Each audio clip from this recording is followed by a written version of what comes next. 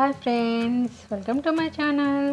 ఈరోజు మిర్చి బజ్జీ ఏ విధంగా తయారు చేసుకోవాలో చూపిస్తున్నాను. చూడండి, ఈ రైనీ సీజన్లో మిర్చి బజ్జీ తినకుండా ఎవరు ఉండలేరు కదండి. సో ఏ విధంగా తయారు చేయాలో చూపిస్తున్నాను. చూడండి, ఎమ్మి ఎమ్మి మిర్చి బజ్జీ. ఒక బౌల్ తీసుకుని అందులో 250 గ్రామ్స్ శనగపిండి, బియ్యం పిండి 50 గ్రామ్స్, తగినంత ఉప్పు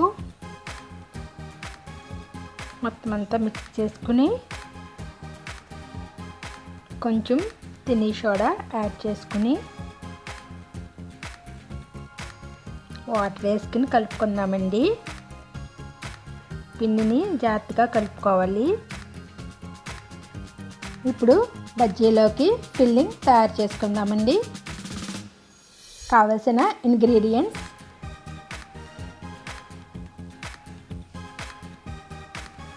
2 టేబుల్ స్పూన్ శనగపిండి తీసుకుని కొంచెం వాటర్ వేసుకుని మిక్స్ చేసుకుని పక్కన పెట్టుకోవాలి. ఇప్పుడు ఒక ప్యాన్ తీసుకుని కొంచెం వాటర్ వేసుకోవాలి. అందులో చూపించాను కదా, వాము యాడ్ చేసుకోండి. అలాగే కొంచెం ఉప్పు, టామరిన్ జ్యూస్ కూడా యాడ్ చేసుకోండి. శనగపిండి మిక్స్ని ఇందులో యాడ్ చేసుకుందాం. స్టవ్ సిమ్లో ఉంచుకుని కొంచెం దగ్గర అవ్వాక ఆఫ్ చేసుకుని పక్కన ఉంచుకుందాం. ఇప్పుడు స్టవ్ని హై ఫ్లేమ్లో ఉంచుకుని డీప్ ఫ్రైకి కావాల్సిన ఆయిల్ యాడ్ చేసుకోవాలి. ఇప్పుడు మిర్చిని ఈ విధంగా కట్ చేసుకోవాలి. మొత్తం అన్నీ ఇదే విధంగా కట్ చేసుకోండి. ఇప్పుడు ఇందాక పక్కన ఉంచిన ఫిల్లింగ్ని ఇందులో ఫిల్ చేసుకుందాం. మొత్తం అన్నీ ఇదే విధంగా ఫిల్ చేసుకుని పక్కన ఉంచుకుందామండి.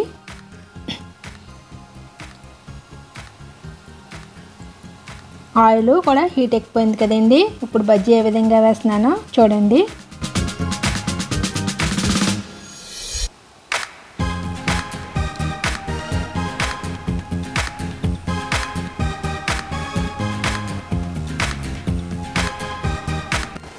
గోల్డెన్ కలర్ వచ్చే వరకు ఫ్రై చేసుకోవాలండి.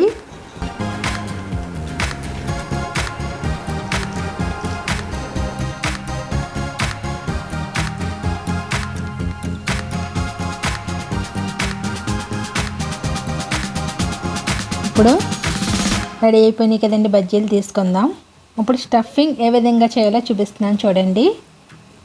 వీటిని ఈ విధంగా కట్ చేసుకోవాలి.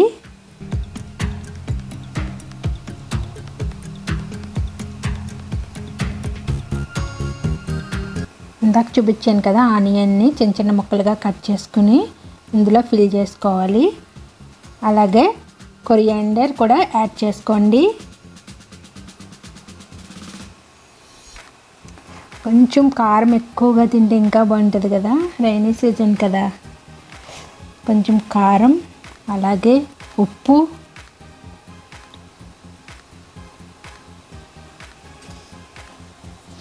కొంచెం లెమన్ యాడ్ చేసుకోండి. ఇప్పుడు ఫ్రై చేసుకున్న వేరుశనగ గుళ్ళు, కార్న్ఫ్లెక్స్ ఉంటే యాడ్ చేసుకోండి. ఇప్పుడు ఇంకొక బజ్జీని నేను 2 సార్లు ముంచి ఫ్రై చేసుకున్నాను. కొంచెం లావుగా వచ్చింది. ఇలా కావాలనుకుంటే ఈ విధంగా చేసుకోండి. చూసారు కదా, చాలా సింపుల్గా మిర్చి బజ్జీ ఏ విధంగా తయారు చేయాలో చూపించాను. If you like this video, please subscribe to my channel. Thank you friends.